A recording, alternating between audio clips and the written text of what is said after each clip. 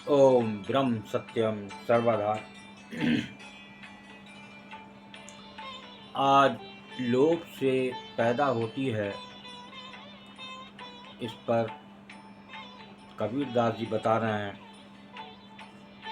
कि कंजूस की थैली की तुलना कुत्ते की योनि से की जा रही है। देखिए, उस योनि की तुलना से बचें, ऐसा लोभ ना करें कि अगला जीवन हमें पशु का मिले। तो ये एक सचेत कर रहे हैं एक संत, लोभ की ये वाणी को श्रवण करें और उस कुत्ते की योनि से बचें जो ये 84 लाख योनियों में मानव चोला आपको मिला है। उसकी लाज रखें। आज संसार में भोग विलास, स्वाद, ये सब एक इच्छाएं संसारी ही जीने की चली आ रही हैं। उस गुरु को, उस प्रभु को तो कम से कम याद करें जिसने आपकी 9 महीने सेवा करी। आप उसको भी भूल गए जो हर समय आपको देख रहा है। तो आइए एक वाणी सेवर करें और देखिए ये क्या संदेश दे रही है। जब मन लागा लोभ सो, जब मन लागा लोभ सो, गया विषय में भो,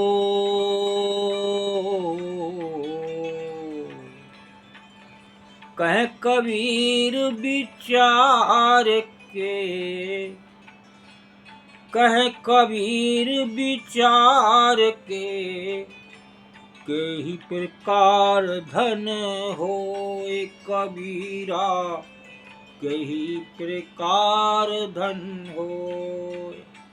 धन आना चाहिए, कैसे भी आए, लोभ से आए, किसी को मार के आए। आज लोग इतने गिरते जा रहे हैं कि आम मिलावट हर चीज़ों में अनगिनत है। कोई वस्तु ऐसी नहीं है जिसमें मिलावट ना हो। इसीलिए देखिए, एक पहले से ही एक गुरु ने बाड़ी में कह दिया, कोई वस्तु नहीं संसार में जो मन को देवे धीर। कभी भी संसार की कोई वस्तु धीरजता नहीं दे सकती। तो देखिए, इस वाणी की बात हो रही थी, जब मन लागा लोभ सो, गया विषय में भो, कहें कबीर विचार के ही प्रकार धन होए। जब मनुष्य के मन में लोभ आ जाता है तो वो अपने आप को ऐसा भूल जाता है कि रात दिन यही सोचता है कि धन किस प्रकार से मिले, और लोभ के अलावा धर्म अर्थ कुछ नहीं सोचता। ना धर्म की चिंता, ना कि सोचने की चिंता, एक सोच सिर्फ लोभ की है। धन आना चाहिए, चाहे कैसे भी आए, किसी भी प्रकार के आए, चाहे किसी को मौत के घाट उतार दिया जाए, चाहे किसी वस्तु में कुछ मिला दिया जाए, बस किसी तरह धन इकट्ठा हो। तो यहाँ देखिए एक और बाड़ी ये क्या बयान कर रही है, ये किस की तुलना दे रहे हैं एक संत, उसके बारे में सचेत हों और श्रवण करें। बहुत ही अच्छी वाणी। समथैली अरुस्वान भग, समथैली अरु स्वान भग, दोनों एक समान।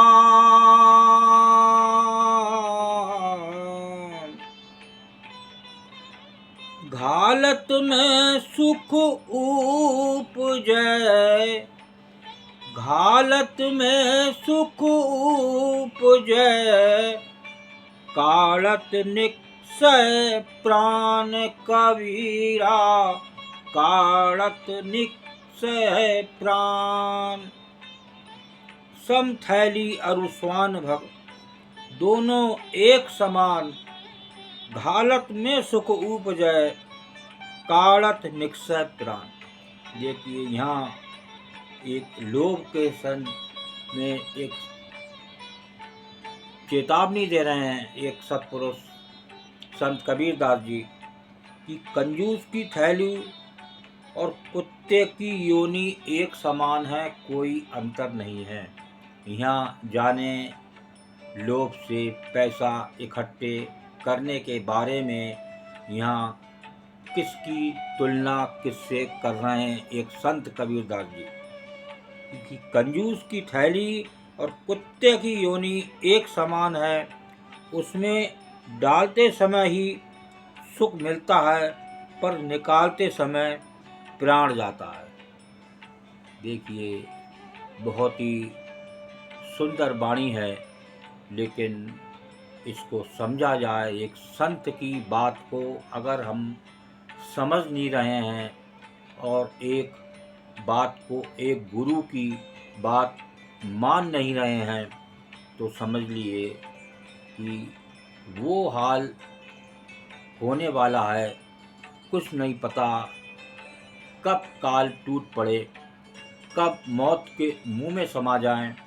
आज वायरसों की लाइन लगी हुई है, जरा कभी आंकड़ा लेके देखें कि एक शहर में कितनी मौतें हो रही हैं। किसी को कुछ नहीं पता, सिर्फ अपनों का गम होता है कि अपना कोई जाए तो वो भी एक फॉर्मेलिटी होती है, वहाँ पहुँच जाए कि साहब हमें वो देख ले, हम आए थे, बात यहाँ ख़त्म हो जाती है।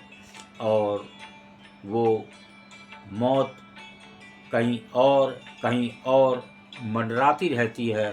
काल हर समय भूखा है, वो कब आपको दबोच ले कुछ नहीं पता, किस रूप में आ जाए। कितनी बार देखा होगा आपने, शादी के दिन दूल्हा ही ख़त्म हो जाता है, दुल्हन वो बेचारी उस दूल्हे का मुंह भी नहीं देख पाती है। ये स्थिति है काल की।